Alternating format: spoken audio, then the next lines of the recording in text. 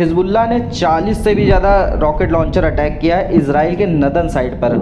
और देख ऐसा कयास लगाई जा रही है कि इजराइल अब चारों तरफ से घिर रहा है। अब इसमें एक ये भी बताया जा रहा है कि कुछ टाइम पहले इजराइल ने ईरान की एम्बेसी दमस्कस, जिसमें बहुत सारे ईरान के लोग थे और ईरान के जनरल भी थे, उसकी मौत हो गई थी। उसका बदला लेने के लिए हिजबुल्लाह ने इजराइल पर अटैक किया है। और यूएस इंटेलिजेंस भी कह रही है कि जल्द ही ईरान इजराइल पर अटैक करेगा। हिजबुल्लाह ने तो किया ही किया है, लेकिन ईरान भी जल्द ही करेगा इजराइल पर अटैक। तो सबसे पहले आप ये मैप देखिए, यहाँ पर ये है लेबनान, यहीं पर हिजबुल्लाह रहता है जिसने इस साइड से अटैक किया। और ये गोलान हाइट है, यहाँ पर कुछ रशियन ट्रूप्स भी हैं।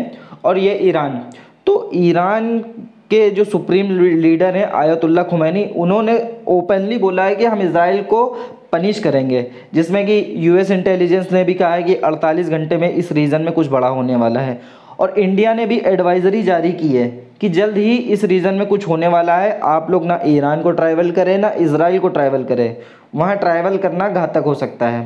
अब जिसकी वजह से ये सारी एडवाइजरी जारी हो गई है।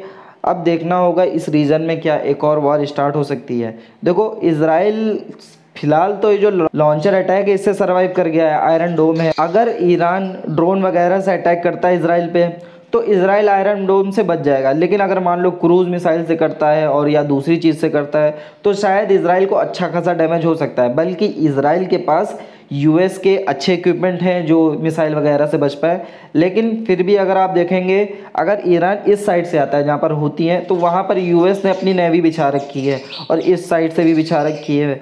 अब रशिया भी जिसमें धमकी दे रहा है, देखो अगर एक तरफ यूएस खड़ा है इजराइल की तरफ तो दूसरी साइड पक्का रशिया होगा। अब रशिया लगातार इजराइल को धमकी दे रहा है, लेकिन यूएस इजराइल को कवर किए हुए है।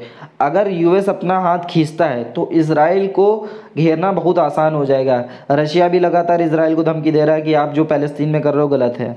तो इस रीजन में बहुत ज़्यादा केओस हो रहा है। अगर ये वॉर स्टार्ट हुई तो पेट्रोल प्राइस, गोल्ड प्राइस और शेयर मार्केट गिरना चालू हो जाएगी, जिसकी वजह से ये रीजन में शांति आना बहुत ज़रूरी है।